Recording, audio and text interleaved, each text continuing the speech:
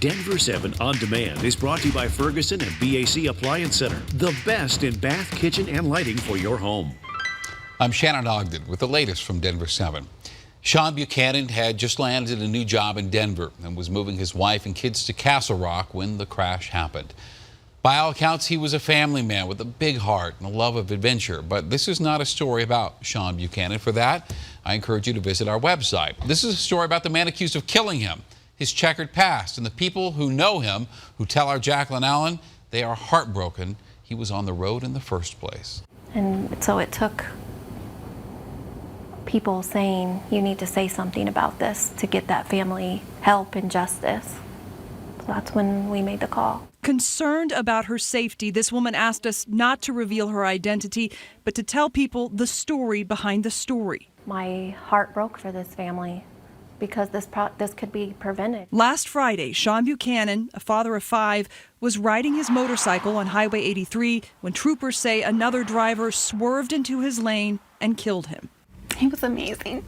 He was amazing. His grieving wife, Kathy, struggling to cope with an unimaginable loss. It's trying to figure out what a new normal looks like when the old normal was so good. Since that crash Friday, more information has come to light about the other driver, Buenos días. Miguel Ramirez Valiente. He received national media attention earlier this year, seeking sanctuary at a Colorado Springs church, begging to avoid deportation to El Salvador to stay with his family.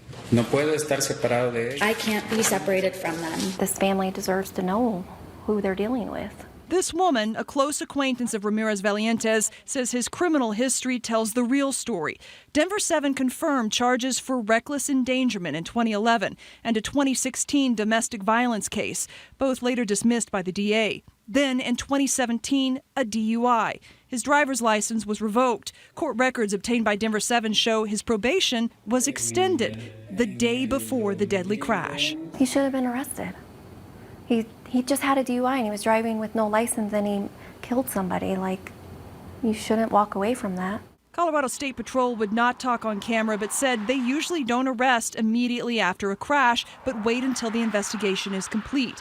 Still, those who know the suspect question whether he should have been deported or arrested long ago. My personal opinion is that we don't do enough to stop this kind of thing because it could have been stopped. You're here and you're a hard worker and you're not causing trouble and doing bad things, that's fine. But he already been in trouble several times and now we have a death because of it. In Colorado Springs, Jacqueline Allen, Denver 7.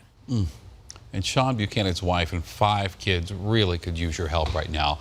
So far, a GoFundMe account has raised $50,000. The goal is $200,000. You can find a link to donate on thedenverchannel.com. Our run of nice weather seems to have come to an end. Storms are rumbling tonight, and this is a pattern we can expect to see, I think, pretty much over the rest of the week. Chief Meteorologist Mike Nelson is here. Hi, Mike. Shannon, we have a little front coming into Colorado tonight. Scattered storms expected. Could get kind of strong by mid to late evening on the eastern plains as an area of low pressure moves along that front. And then by early morning, that's going to push out into Nebraska and Kansas. Partly cloudy, but rather muggy conditions for the high plains. By morning, lows are going to be in the 60s on the plains, 40s and 50s in the mountains. Some patchy fog on the eastern plains early in the day. Storms developing in the mountains by midday and in the afternoon along that front. Some strong storms possible, severe storms farther to the northeast, more isolated storms in the somewhat drier air out to the south and west. Definitely cooler, just in the low to mid 80s. And that stormier pattern and cooler pattern will continue Thursday, Friday, Saturday, even into Sunday. But by early next week, a little bit warmer and drier once again. Thank you, Mike.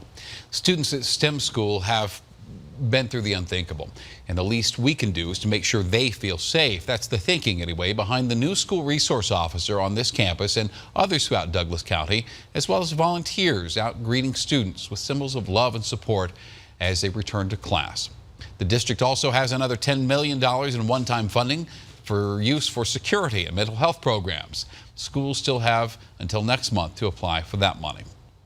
Could be up to taxpayers to pay for a new jail in Arapahoe County. The sheriff's office will be the first to tell you about that facility's shortcomings. The sewer, the water, the electrical systems are overworked, constantly failing, inmates sleeping in triple bunks, a necessity for a building made to house 400 that regularly sleeps 1,100.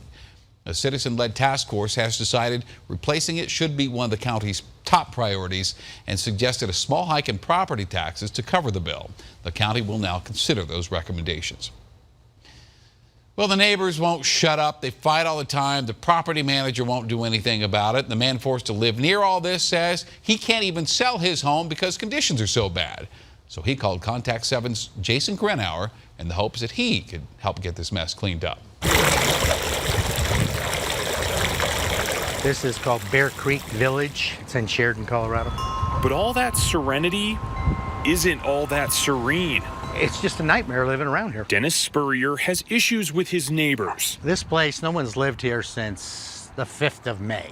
He never said they were human. Wasp infested, they keep going in all of the windows. There's just mice all over the place. And then there's the biggest and loudest nuisance neighbor of them all. Night before last, as soon as I went to bed at 10 o'clock, the light comes on.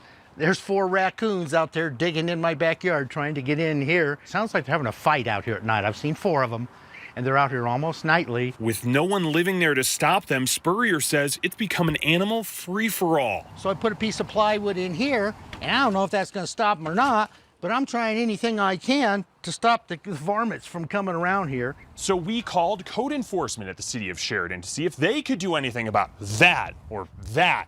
But our calls weren't returned. Do either of you happen to be the manager? We spoke to the manager of Bear Creek about the lot in question as she was leaving. I know there's somebody who just purchased it. That's about all I know. After that, it was no comment. They need to demo the thing and get it out of here. And there's more to it than just some lost sleep. I'm trying to sell my house.